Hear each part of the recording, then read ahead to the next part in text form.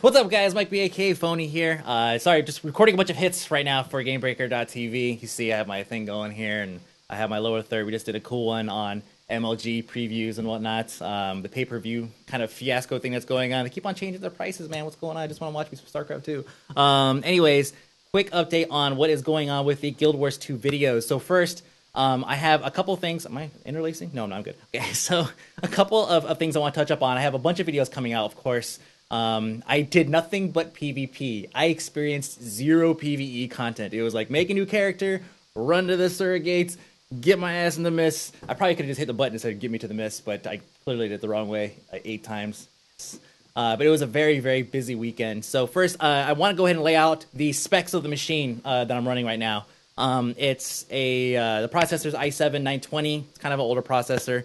Asus P6T Deluxe, and everything is about as maxed out as I could get it as far as that's concerned.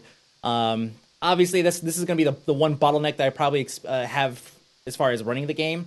But that being said, the game did run beautifully once I upgraded my video card. I was running a 5770 at the beginning of the weekend. Some of you guys saw my tweets where I was discussing about how a certain beta was forcing me to upgrade. And turns out it was partially because of the video card, but also is because the game's not optimized yet.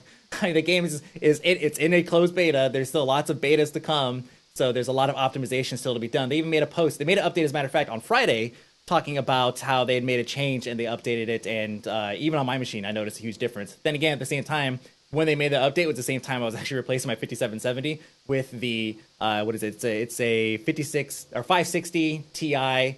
The 448 core one, I didn't get the 384 core one, even though it has more gigabytes of RAM. It's like 2 gigabytes versus 1.25 gigabytes. I didn't get that one because more cores, in my opinion, is better than more RAM. So I was like, whatever.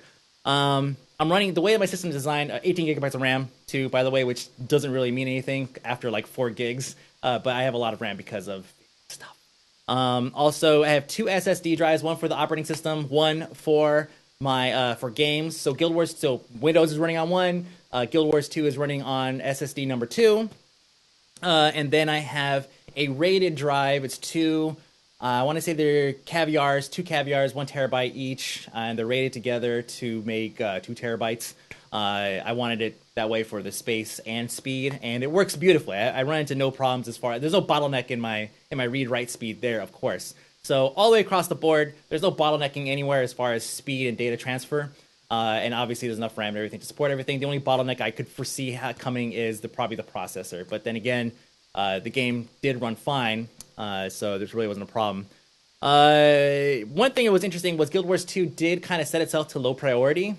Even if you changed it back to high priority, if you go to hit Control Shift Escape and you open up your task list, and you right-click on any running background process, you could right-click on it, go to priority, and you can see how that program is running as far as prioritization for access to the different cores on your processor. And it was set to low, so I thought that was kind of interesting because even when I set it to high, it would, and I go back to the game, it would switch back to low again. It's like I kept trying it and I couldn't break it free. So I don't know if that really had any play as far as it didn't really affect my gameplay experience that much. So a lot of the videos you guys are gonna be seeing is PvP, right? Now the specs things are out of the way. So in PvP, I tend to knock down graphics and quality and all that stuff a lot because a lot of times you'll be in there PvPing, and this is for the competitive PvP matches, not WBW. You'll be in there doing your thing, and then suddenly Mesmer or freaking Elementalist, and just lightning and crap all over the place, and then it's like, oh, hey, go and add another 2 Elementals on top of it. Sure, why don't we have tornadoes everywhere, guys? And it ends up just destroying your frame rate. So I tend to turn down the graphics a lot. So a lot of the footage you're going to see is me disabling a lot of the functions just for clarity, because I want to be able to actually see what I'm doing. I did play a couple matches with everything on max. I jumped in there. As a matter of fact, I think my Guardian footage while I was running through like healing mode, I'll cover that a little bit in the Guardian video. I went through there and I forgot to disable a whole lot of features, and it ran fine. It totally ran fine, but it's hit and miss. It's a beta client, hit and miss. It's like everything we find, and then suddenly it starts raining, and it's raining now half my frame rate. So, but again, they're making lots of changes to the client, so I expect it to kind of clean up a lot before actual release. Because yeah, just in general, the game ran beautifully on a 560 Ti. It ran fine on 5770. You guys watch my other footage. 560 Ti was like 10 times better. No surprise there. The amount of time spent per character or per class was, here's the way it went. I created a class. I went in there. Bearing in mind, I only had a previous experience, like in-depth experience leveling. I leveled a warrior in the previous beta to like level 8 or something, or maybe even 10. I'm not sure. And then I took a necro into the Ascalon catacombs, and I did that dungeon. But I was really just kind of face rolling. I kind of understood some of the basic concepts of my character, and then the rest was just face roll, and it worked. We won. I died, but whatever. So what I did was, then the Mesmer, of course. I jumped in, face rolled, and I managed to do pretty good. This time around, it's a little bit different. A lot of these players have had time to actually spend on one character to get really good with it. Luckily, though, I'm able to pick up these classes fairly quickly. And the way I did was I jumped in. I would read over some of the different skills and abilities. I would, in some cases, I would modify the traits just to kind of match what I'm trying to do. I would even modify the gear with upgrades and all of that if I needed to. Some cases, it didn't really make a difference in gameplay. It was either my character was extremely OP or underpowered. It went both ways, and it wouldn't matter like how I spec them or what I try to do. There was a certain mechanics that just didn't quite fall together, and some that were just completely overpowered, regardless of what you did. I go in naked, you're dead, thief. So I spent a little bit of time just kind of trying to reading over some things, get it just for what's going to work out the best. I did not play every single possible weapon combination for every single class.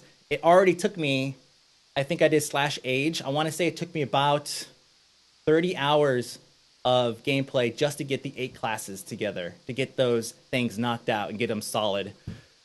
So that's a lot. That's a lot of time spent, or divvied up between each class. So after I get everything nailed, I go in there and I play like about 4 to 6 games, some of them longer, especially the ones that I felt were underpowered. I'd play them a bit longer to see if maybe it was just a learning curve issue. Because I'm not infallible. It's totally possible I go in there and I'm just bad with, like, let's say the Ranger, which is a great example of something that I was having issues with. See, WVW, WUV, whatever you guys want to call it, the Eternal Battlegrounds. I did spend a good amount of time in there.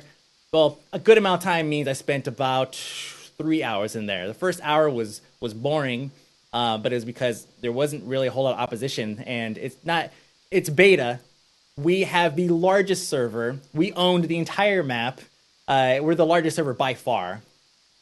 But I did get some amazing footage, just some amazing footage that I'm going to be posting up soon. Now, I also got, so I got the tour. I got 2 tour videos that I know you guys love those, the city ones. So this time I ran around the Eternal Battlegrounds. Keep in mind the main map, the main battle area is the one that's unique, and then the other 3 that surround it are all identical, according to the wiki anyways. But they all look identical on the map, so I only went through 2 maps. I went through the green zone, which was ours, and I went through the main Eternal Battlegrounds area, which is the section in the middle. So it's a pretty nice little tour, running around out there, and got into a couple fights here and there randomly, and some NPCs, like, events were going on, so I participated in one of those and barely escaped with my life. It was kind of cool, actually. Obviously, graphically, it looks really good. I had it running at 1920 1080, so you guys get the full effect. Unfortunately, it rained during one of the videos. You'll see that. It's kind of funny. Let's see.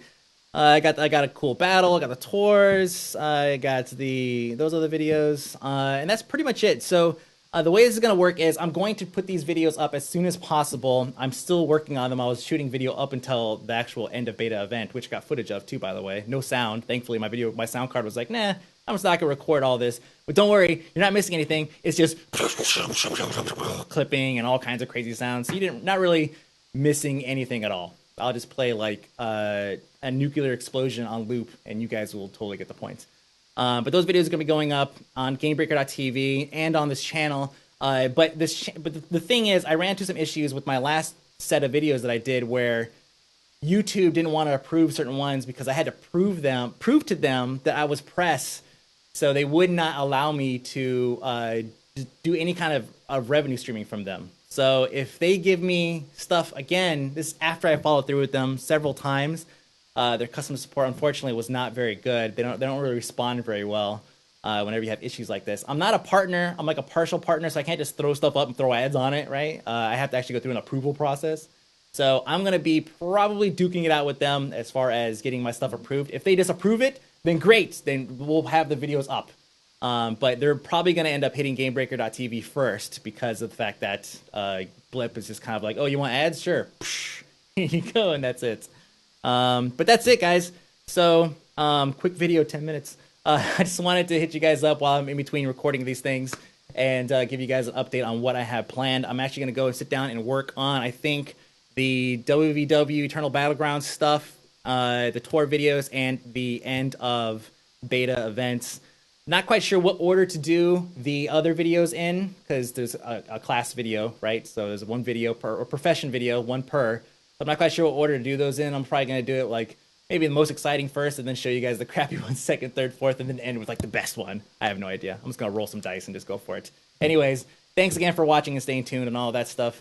And I guess I will check in with you guys later. Where's the stop button? Stop.